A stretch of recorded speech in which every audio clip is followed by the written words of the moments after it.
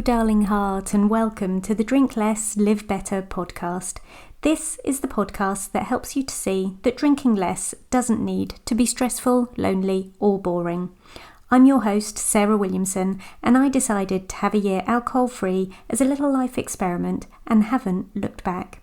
With my experience and training, I now help other women with their alcohol-free or drink less adventures. You can find out more about me and sign up to my 5-day Drink Less Challenge at drinklesslivebetter.com. I'm here to tell you that you can relax, connect, and have fun without alcohol in your life. Join me here each week to find out how. Today, we're talking about amazing adventures.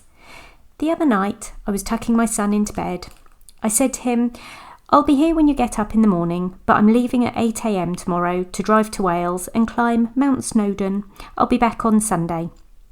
He paused for a moment and then said, You're not long back from Ibiza.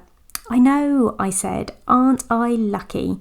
Yes, Mum, you are. Having lots of amazing adventures at the moment. And until he pointed it out, I hadn't really noticed.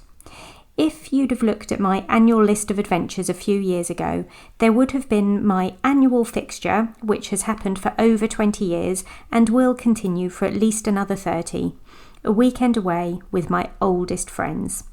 A half marathon, there'd be a family holiday, and maybe a few big planned days out. This year has been a whole other level. In January, I went away on a women's Buddhist meditation retreat. At the time, I told my friends and family I was going on a yoga retreat because I was afraid of what they'd think.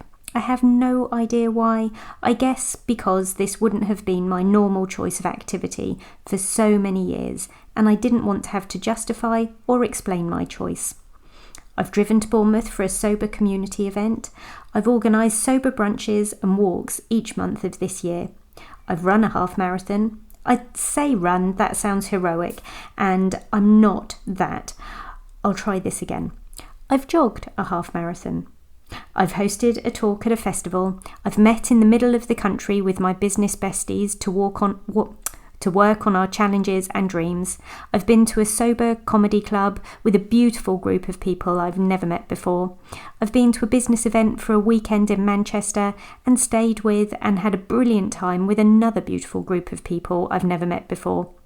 And most recently, there's been a trip to Ibiza and a walk up Mount Snowdon, again with people I didn't know before in real life.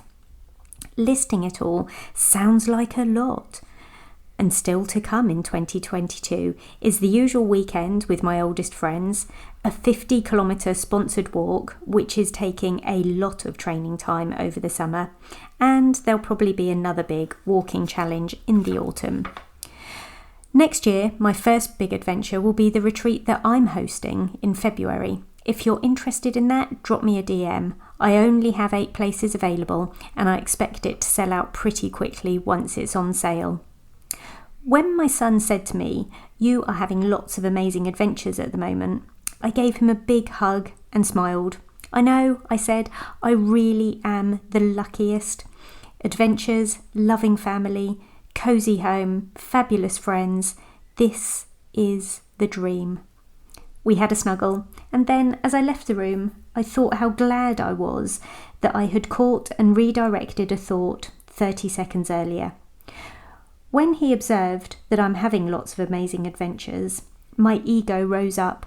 The thought that sprang to mind was super defensive. I know I'm just back from Ibiza and now I'm off to Wales, but I'm allowed to do this. I want to meet more people, move my body, use my mind, feel my spirituality, and live more of my life outside the ordinary and comfortable. But here's the thing. My son wasn't making a judgment about me or my travels. He was making an observation, and he was spot on with it too. I want him to know that adventures are a normal and exciting way of life, and they are available to anyone who wants them. My husband loves to go away by himself to run a marathon. Oh, and he really actually does run a marathon. There's no jogging for him. And he loves to book a ticket and go off and see the most god-awful bands. Sorry, did I say that out loud? I mean, he goes to fabulous cultural events that really float his boat, with people who share the same loves and interests as he does. We have family adventures. Some of them are an hour long, some of them are holidays, some planned and some totally casual and surprising. My husband and I also have a weekend away once in a while without the kids, and they love their school residentials or trips by themselves with grandparents or friends, and indeed they are just beginning to stretch their wings with their independent days out, having mini friend-led adventures. I'm glad I'm modelling a way of life for my children that involves meeting new people, seeing new places, being reliant on myself for finding and pursuing the fun. I want this for them one day too, and showing them how, instead of telling them how, from the sofa with a glass of wine in hand, feels like a much more aligned way of parenting.